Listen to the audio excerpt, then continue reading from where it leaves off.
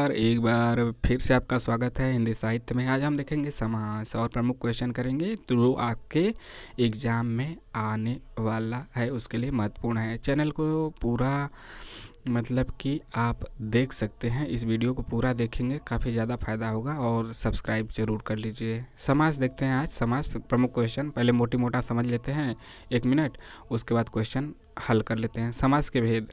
समास किसे कहते हैं? वहीं समास का शाब्दिक अर्थ संक्षेप होता है।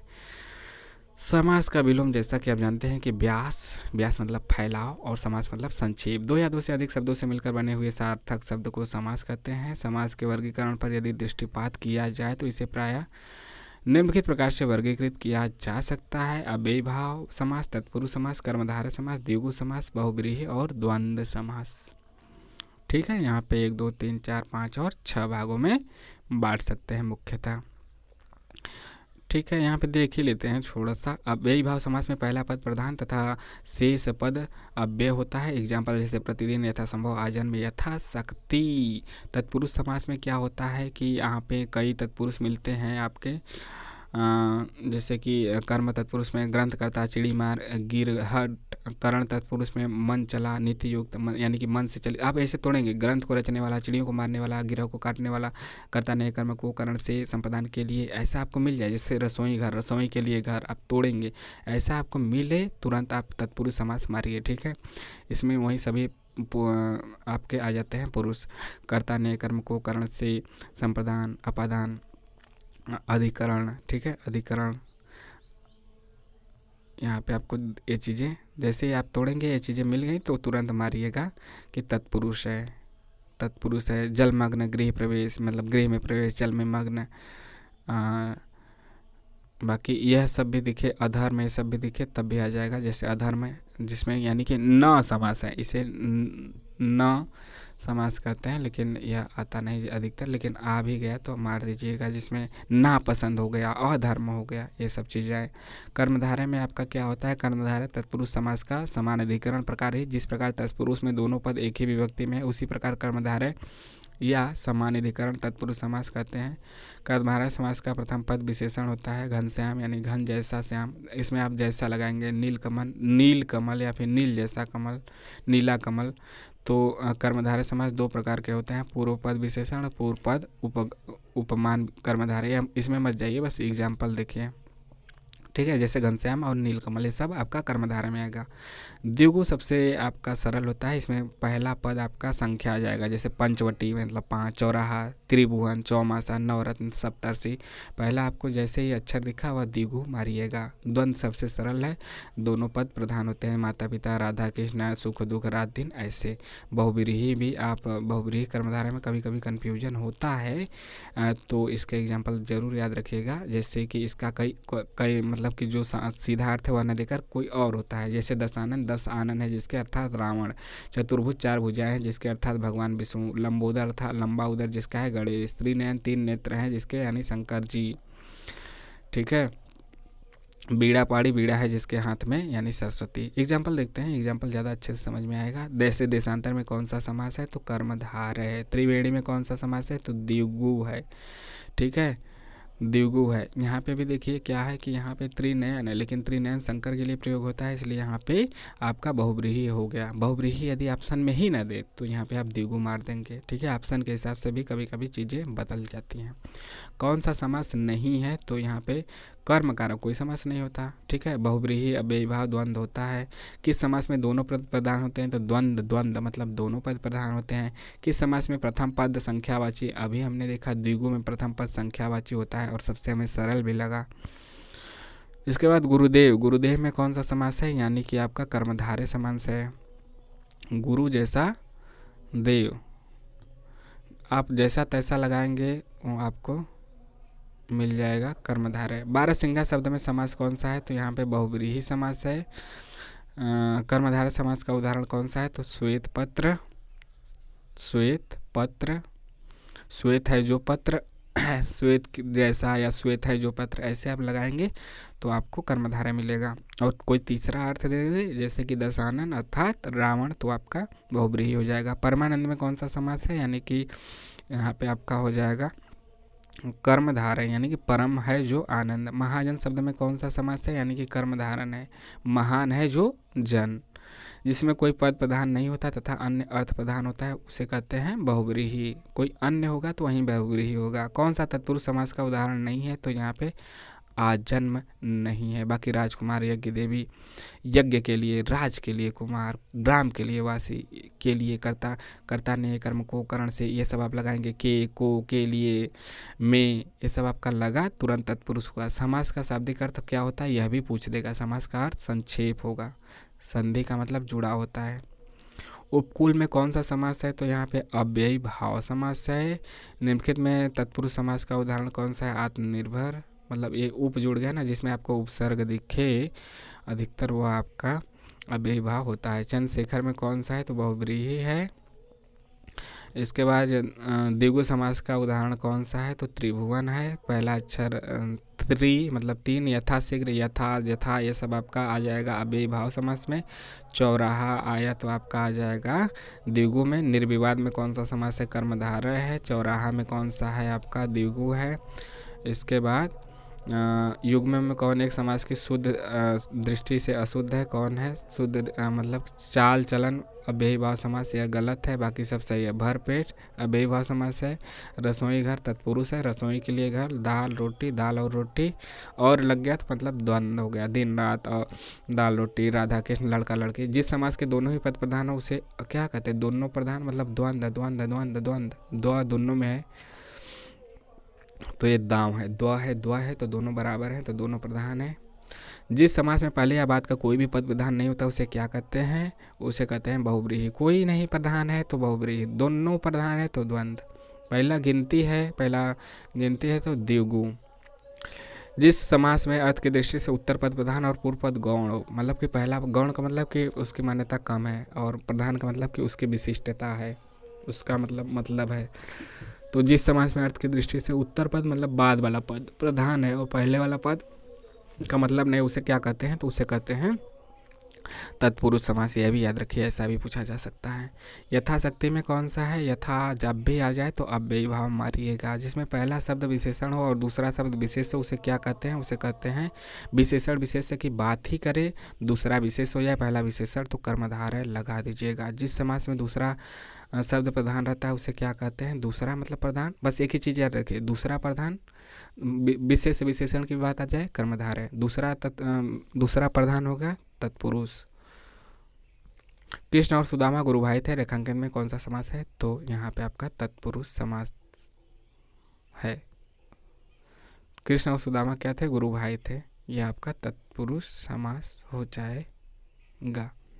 लड़की चौलड़ी पहने हैं, रेखांकन में कौन सा समास है, तो आपका चौलड़ी। चौलड़ी यहाँ पे कौन सा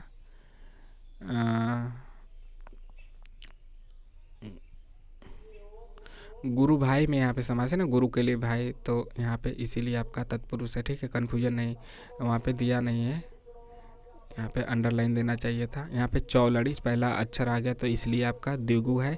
शब्दों में कौन सा शब्द बहुव्रीहि समास का उदाहरण है, तो शूलपाणी आपका बहुव्रीहि समास का उदाहरण है।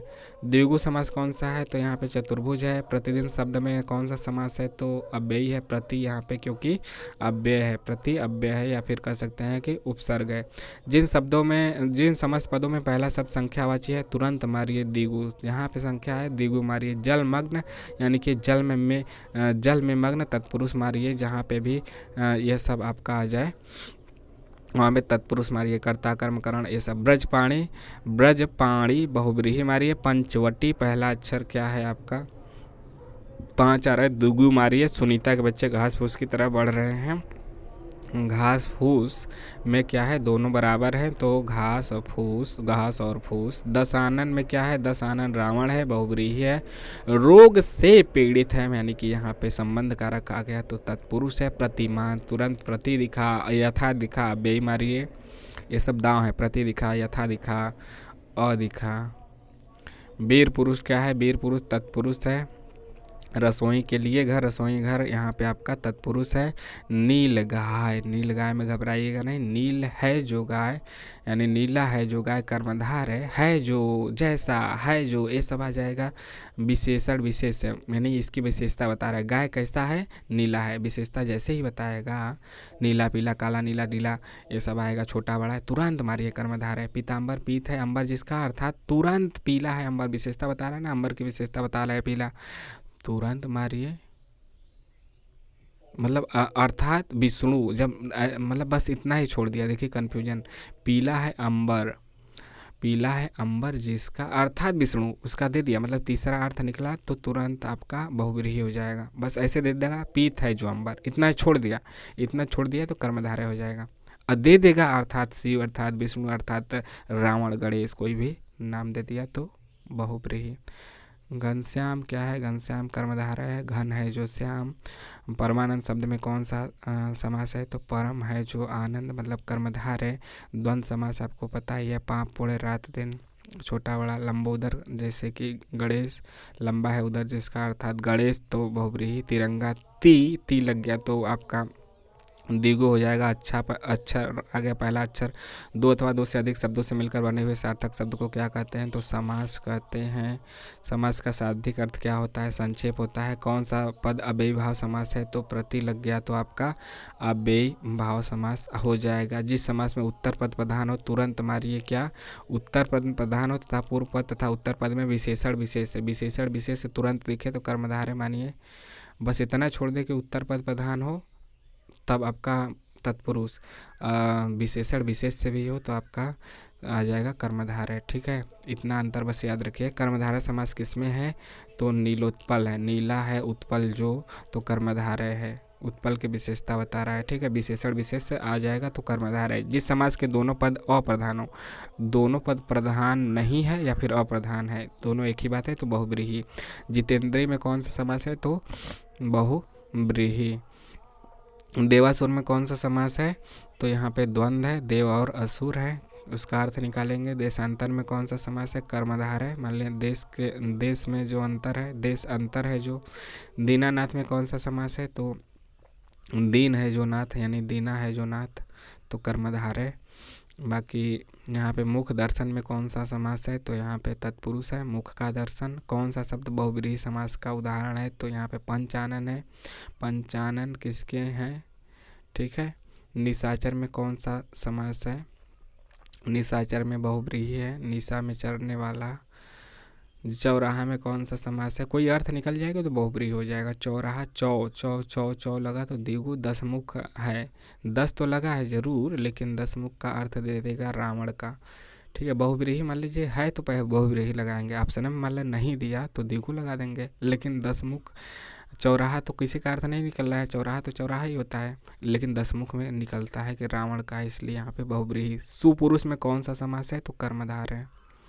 सु है जो पुरुष, विशेषण और विशेष्य के योग से जैसे ही बता, कर्मधारय है। इसके बाद एक शब्द में द्विगु समास है, उस शब्द का चयन कीजिए, तो सप्ताह मतलब 7 है तो द्विगु है। किस समास के दोनों शब्दों के समान अधिकरण होने में कर्मधारय समास बनता है, तो तत्पुरुष दे। जब तत्पुरुष में दोनों समान अधिकरण हो जाएगा तो वहीं कर्मधारय बनेगा। किसमें सही सामासिक पद है, तो यहाँ पे दिवारात्रि में सही सामासिक पद है, बाकी सब में नहीं है, मतलब बाकी सब सही नहीं है। दिवारात्रि दिन और रात्रि। द्विगु समास का उदाहरण कौन सा है, तो त्रिभुवन है त्रि से। और द्वंद्व समास का उदाहरण कौन सा है, तो मतलब यहाँ पे मिट गया है, कोई बात नहीं, कोई भी अपना लगा लीजिए, जैसे रात दिन दोनों मतलब बराबर रहेगा, द्वंद्व हो जाएगा। ठीक है, अव्ययी भाव समास का एक उदाहरण यथाशक्ति है का विग्रह क्या होगा, तो मतलब यथा शक्ति का क्या होगा, शक्ति के अनुसार। ठीक है, पाप पूर्ण में कौन सा समास है, तो द्वंद्व है। लंबोदर में कई बार आ गया, बहुव्रीहि है। गणेश अर्थात गणेश। देश प्रेम मतलब देश के लिए प्रेम, तत्पुरुष है। परमेश्वर में कौन सा समास है, परम है ईश्वर जो, कर्मधारय है। अनायास में कौन सा समास है, अन धन्यास मतलब अन अन अन, जहाँ पे आ जाएगा अन जुड़ जाएगा ना, तो यदि न अ तत्पुरुष समास दे देगा तो न अ भी आप लगा देंगे। गौशाला में कौन सा समास है, तो तत्पुरुष समास है। गो के लिए शाला यानी गाय के लिए शाला। नवग्रह दे दिया, तुरंत मारिए दिगु, क्योंकि पहला नौ अक्षर है। विद्यार्थी में कौन सा समास है, तत्पुरुष समास है, यानी कि विद्यार्थी, विद्या के लिए, तो यहाँ पे के लिए संप्रदान आ गया ना, तो तत्पुरुष। कन्यादान में कौन सा समास है, कन्या के लिए दान, कन्या का दान। साग पात में कौन सा समास है, तो यहाँ पे दोनों बराबर है तो द्वंद्व है। नील कमल में कर्मधारय है, यानी कि नीला है जो कमल। चतुर्भुज, चतुर्भुज अर्थ आपका दे देगा चार है भुज जिसके, इसलिए आपका बहुब्रीहि है। भाई बहन में कौन, दोनों बराबर द्वंद्व। वनवास में कौन, वन के लिए वास, इसलिए तत्पुरुष। पंचवटी में आपका दिगु हो जाएगा, क्योंकि पंच है। पीताम्बर में कर्म, पीताम्बर पीला है अंबर जिसका अर्थात विष्णु, मतलब कोई अलग अर्थ दे दिया अर्थात, इसीलिए यहाँ पे बहुब्रीहि है बस। ठीक है, बहुब्रीहि यदि ऑप्शन में ना दे तब कर्मधारय मारिएगा। नरोत्तम में कौन सा समास है, नरोत्तम में तत्पुरुष है। आजन्म शब्द का उदाहरण है आजन्म, अ मतलब आपका अव्यय है आ, इसलिए यहाँ पे अव्ययी भाव समास है। युधिष्ठिर में युद्ध में स्थिर, युधिष्ठिर होगा तो इसीलिए युद्ध में स्थिर अर्थात युधिष्ठिर, तो यहाँ पे बहुब्रीहि समास होगा। ठीक है, आपको कैसा लगा, यहाँ पे समास हुआ समाप्त। आपने लगभग 90 क्वेश्चन का अध्ययन किया। अच्छा लगे कमेंट करके ज़रूर बताइए और लाइक शेयर भी कीजिए। मिलते हैं नेक्स्ट वीडियो में। जय हिंद, जय भारत। आपका दिन शुभ हो। नमस्कार।